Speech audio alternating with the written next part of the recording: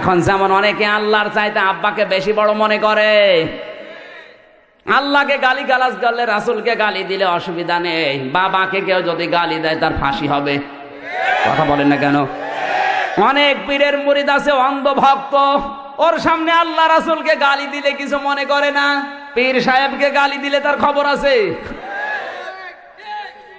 এই জন্যই আল্লাহ জানিয়েছে অনেক মানুষ এমন আছে আল্লাহকে যেভাবে ভালোবাসা দরকার ওই ভালোবাসা তারা দুনিয়ার মানুষকে দিয়ে দিয়েছে। অনেকে মনে করতে পারে আল্লাহকে পাওয়ার জন্য মানে আব্বা ধরতে হবে, এজন্য আব্বারও অভাব নেই। দয়াল বাবা, পীর বাবা, খেসড়ি বাবা, এখন আবার বের হচ্ছে ন্যাংটা বাবা। কুমিল্লায় মনে হয় ওগুলো নেই, যতগুলো আছে কুষ্টিয়ার লালন সার মাজারে ন্যাংটা কিচ্ছু নেই, ও বলে অলি। একবার রাত 9টার সময় যে একেবারে দুধ খাওয়াচ্ছে, বললাম ভাই কি করেন? বলছে হুজুরে আল্লাহর অলি। আল্লাহর অলি এর পোশাক আশাক কই? হুজুর পোশাক নেই, তাতে কি হয়েছে? মাল আছে,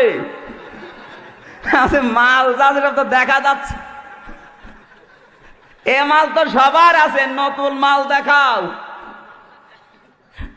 মানুষ মনে করে ওই আল্লাহর অলি। আজ বাংলাদেশে সবচাইতে বেশি পীর হচ্ছে ন্যাংটা মানুষ। বিভিন্ন জায়গায় ন্যাংটা পীরের আবির্ভাব হয়। মানুষ মনে করে আল্লাহকে ধরতে হলে মনে হয় বাবাকে ধরা লাগবে, এই জন্য ওয়ালা তাত্তাবিউ মিন দুনিহি আউলিয়া দিয়েছেন আল্লাহ। একটা কথা আপনি খণ্ডন করতে পারবেন না। কলিলাম মা তাযাক্কারুন, আল্লাহ বলেন আমার আফসোস, আমার ঘোষণা শোনার পরে কিছু মানুষ আমার উপদেশ মেনে নেয় আর বাকিগুলো সবই মুখ ফিরিয়ে চলে যায়। এদেশে নেই? আল্লাহর ওয়াজ শোনার পরে কেউ যদি মন খারাপ করে কি হবে তার বলেন তো? যালিকা বিআন্নাহুম কারিহু মা আনজালাল্লাহু ফাআহবাতা আমালাহুম। সূরা মুহাম্মদ 26 নাম্বার পারা 6 নাম্বার পৃষ্ঠা 9 নাম্বার লাইনে প্রথম নাম্বার রুকুর 9 নাম্বার আয়াত। এটা তাফসীরে তাবারী থেকে বলছে আল্লাহ পাক বলেন আমি যেটা নাজিল করেছি এটা মানে না এমন না। কোরআনে যতগুলো বিধান দিয়েছি কোন মানুষ যদি একটু মন খারাপ করে, কেউ যদি বলে যে এত পারা যায়, আল্লাহ বলেন ফাআহবাতা আমালাহুম, ওর পেছনের যত ভালো কাজ সব নষ্ট হয়ে গেছে। কারিহু মানে অপছন্দ করা। কেউ যদি মনে মনে ঘৃণা করে, অপছন্দ করে, আল্লাহর কোন বিধানকে মানে না এমন না, যদি মন খারাপ করে শুধু অপছন্দ করে, ফাআহবাতা আমালাহুম, আমলের বহুবচন আমাল। এখানে বক্তব্যের মাঝখানে ফা আছে। যারা আরবি গ্রামার মধ্যে জিজ্ঞাসা করেন ফাটা আল্লাহ কখন ব্যবহার করেন, ফাটা অনিষ্টা অর্থে ব্যবহার হয়। তার মানে উপরের এই কথাগুলো কোন মানুষ যদি মেনে নেয় অবশ্যই ফাআহবাতা আমালাহুম, ওর যত নামাজ রোজা হজ যাকাত ছিল সব আল্লাহ নষ্ট করে দিয়েছেন। শুধু অপছন্দ করলে যদি নষ্ট হয়, কোন মানুষ যদি না মানে তার কি হবে? কোরআনে কারীম জানিয়েছে ওয়ামান আযলামু মিম্মান যুক্কিরা বিআয়াতি রাব্বিহি সুম্মা আ'রাদা আনহা ইন্না মিনাল মুজরিমিনা মুনতাকিমুন।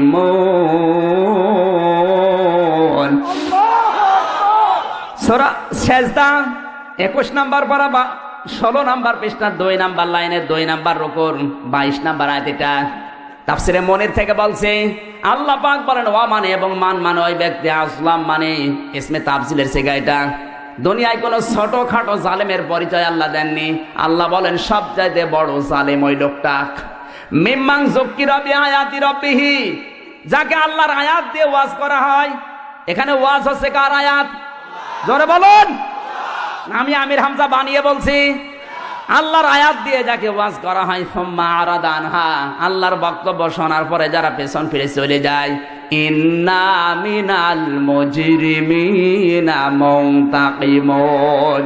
আল্লাহ পাক বলেন এই সমস্ত মানুষের কাছ থেকে আমি আল্লাহ অবশ্যই প্রতিশোধ নেবই নেব।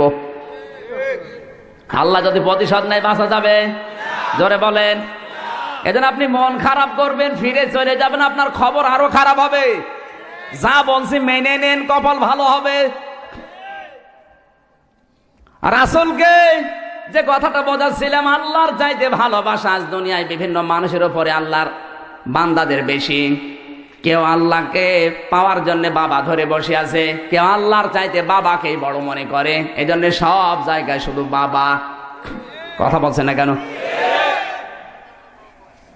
আন্নাল কুব্বাতা লিল্লাহি জামিয়া দিয়েছেন আল্লাহ।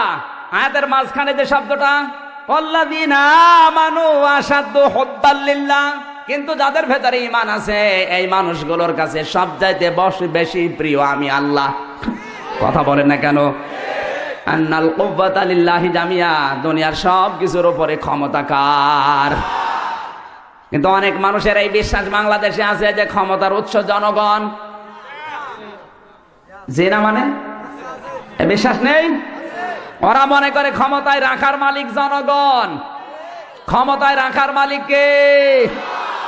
সেদিন সিরাজগঞ্জে এক মাহফিলে স্টেজে ওঠার সময় এক লোক এসে বলছে, হুজুর কোরআনের কথা দেখে বলবেন ক্ষমতায় আছি আমরা। ক্ষমতায় কে ওরা? ক্ষমতায় কে? জোরে বলেন। যারা বলে কোরআনের কথাও দেখে বলবেন ক্ষমতায় আছি আমরা, ওরা কি কোরআন আল্লাহর ক্ষমতা বিশ্বাস করে? জোরে বলুন। কোরআনের অধিকাংশ আয়াতে নিজের বড়ত্বের কথাগুলো আল্লাহ প্রকাশ করছেন। এই জন্যে রব্বুল আলামিন জানের মানুষ অধিকাংশ গুলো আমি আল্লাহ বাদ দিয়ে অন্যের সামনে ধর্ণা দেবে। তাবারাকাল্লাযী বিয়াদিহিল মুলকু ওয়া হুয়া আলা কুল্লি শাইইন কাদির। জোরে বলেন আল্লাহু আকবার। বরকতশালী সেই আল্লাহ যিনি সব কিছু থেকে পবিত্র মুক্ত, সব কিছুর উপরে ক্ষমতা কার? জোরে বলেন কার? এই আয়াত অনুযায়ী যাদের বিশ্বাস, যাদের টেন্ডেন্সি, যাদের থিওরি ক্ষমতার উৎস জনগণ, ওরা কিন্তু মুশরিক। কি কথাটা আপনি খণ্ডন করতে পারবেন? সুতরাং এই সমস্ত মুশরিক যদি মারা যায়, সে যে দলের হয় হোক, এ মুশরিক যদি মারা যায় আর আমির হামজা যদি দোয়া করে, আল্লাহ যদি মাফ করে দেয়, তাহলে আবু তালেবকেও মাফ করা লাগবে। কথা বলছে না কেন? নবীজির দোয়া যেখানে আল্লাহ ফেরত দিচ্ছে চাচা মুশরিক, এই জন্যে আমির হামজা কেন কাবা শরীফের ইমাম আব্দুর রহমান সুদাইসিকে দোয়া করালেও কাজ হবে না। যদি কোনো মুশরিকের জন্য কাবার ইমামের দোয়া কবুল হয়, তাহলে আল্লাহর নবীর দোয়া তার চাচার জন্য কবুল হওয়া লাগবে। এই জন্য শুধু ভালোবাসা, শুধু মহব্বত না। আর সারা বাংলাদেশ, ভারত, পাকিস্তান এইটা ছেয়ে গেছে শুধু ভালোবাসা, শুধু মহব্বত রসুলকে দেয়, কোনো অনুসরণ নেই। শরীর থেকে শুরু করে, পরিবার থেকে শুরু করে, আন্তর্জাতিক জীবন পর্যন্ত কোন জায়গায় রাসূলের অনুসরণ নেই, শুধু আছে ভালোবাসা। ইয়া নবী সালাম। ওই দেখেন, চুপ করেন, কোথায় পেছনে ভণ্ডামি এসব? এসব ভালোবাসা বাদ দেন, এখন থেকে অনুসরণ হবে।